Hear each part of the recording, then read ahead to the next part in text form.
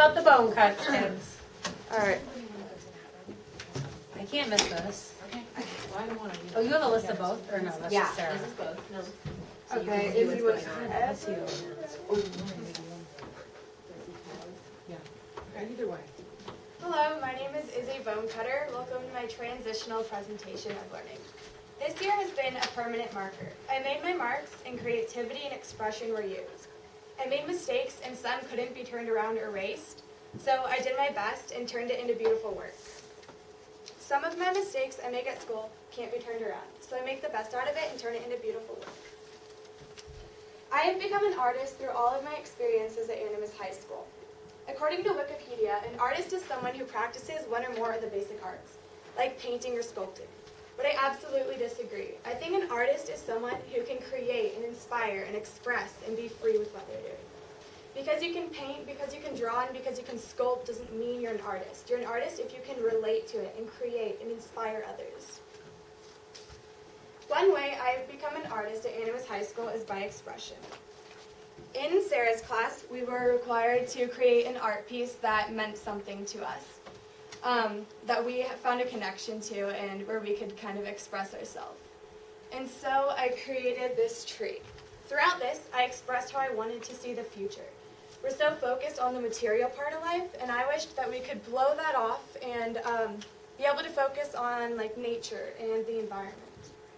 I also expressed awareness throughout this, so when someone would ask, Izzy, what are you doing? And I would happily tell them what I was doing to express my awareness.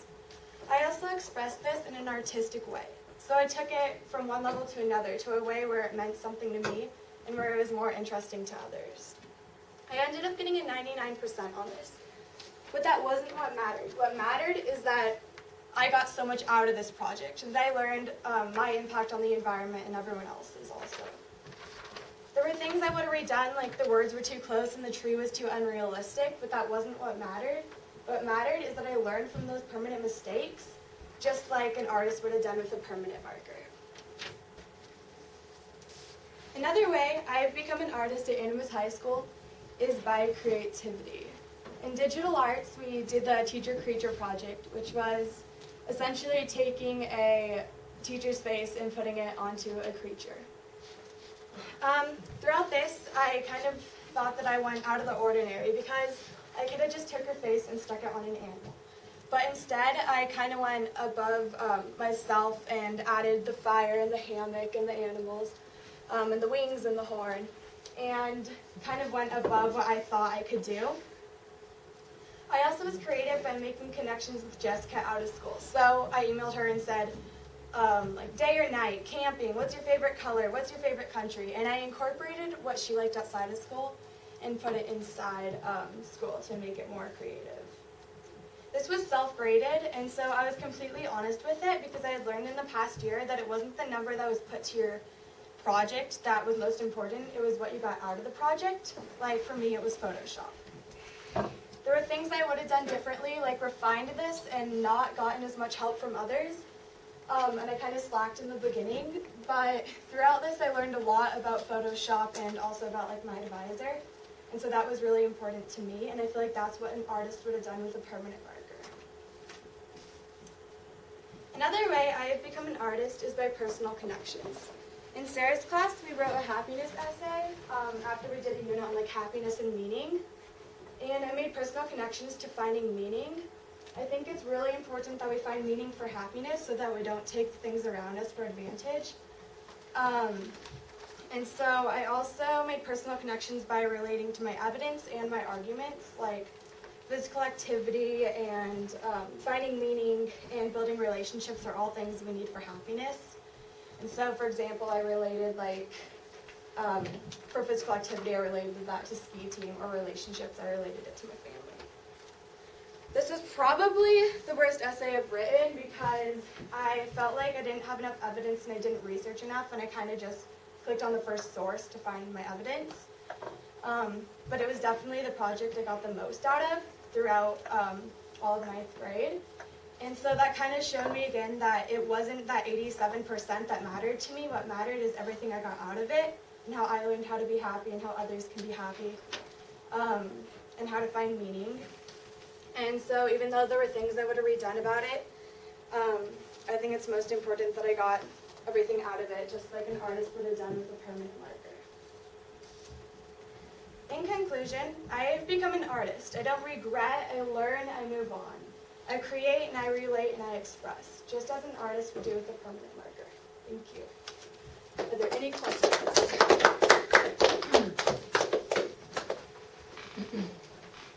I was going to ask what is the most important change you've made this year as a learner, but I think you answered that in your presentation, actually. If you were a teacher, what comments would you make about your work habits? If I were a teacher, the comments I would make about my work habits would be that when doing projects, I start kind of slow if I'm not engaged in the subject. So, for example, in Dave Hirschap's class, we did a map project where we went up and we mapped Twin Buttes.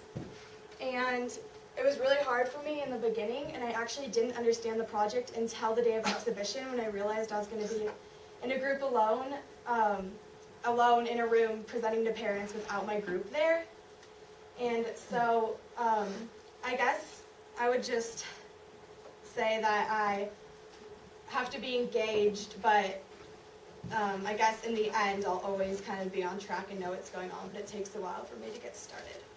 Do you think it's that accountability piece, like the fact that you actually had to explain to people how something that you worked on actually worked? Was that the moment where it was like, I have to understand it in order to explain it? I think So it was so. the exhibition thing that really put it together for you?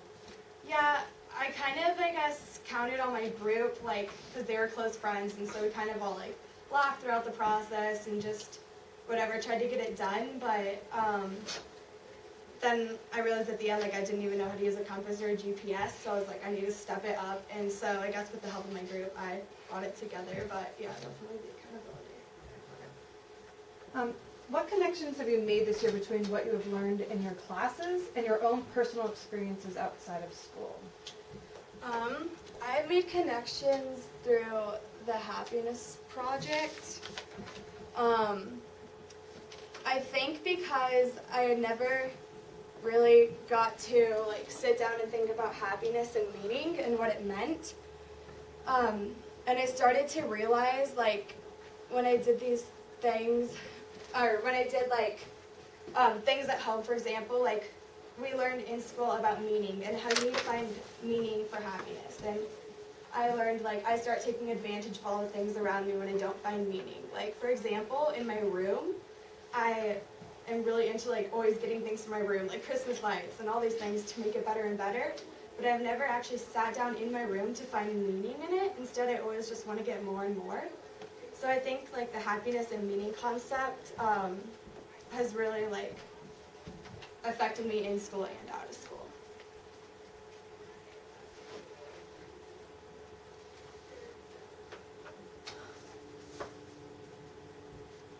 I like to ask questions that aren't on the list. What are you most excited for next year here in Animus? I think I'm probably most excited to, I guess, use advocacy, actually, because this year I had to use advocacy a lot, and I was really glad that Animus High School had kind of made us, like, practice the habits of heart and mind. And I used advocacy this year because in the beginning of the year we had some problems with our advisor, and I think that I advocated for the group.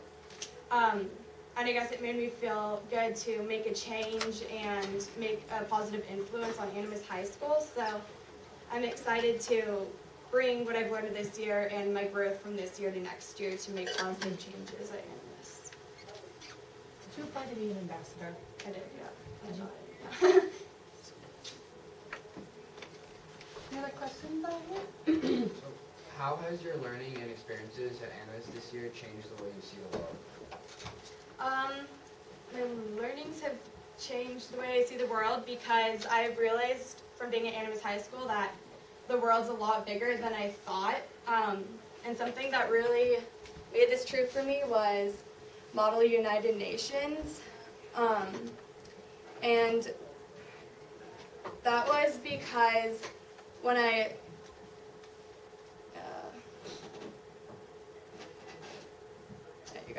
ignore that picture, okay?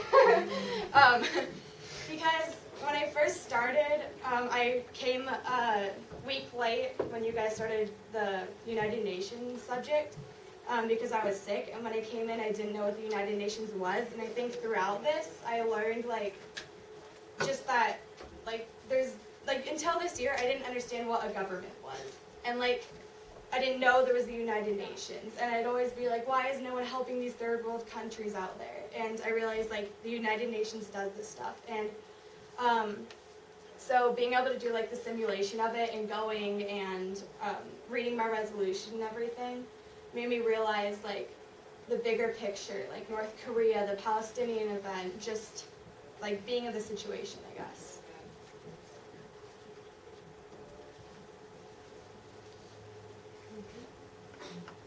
All right, Izzy, I think that we are good.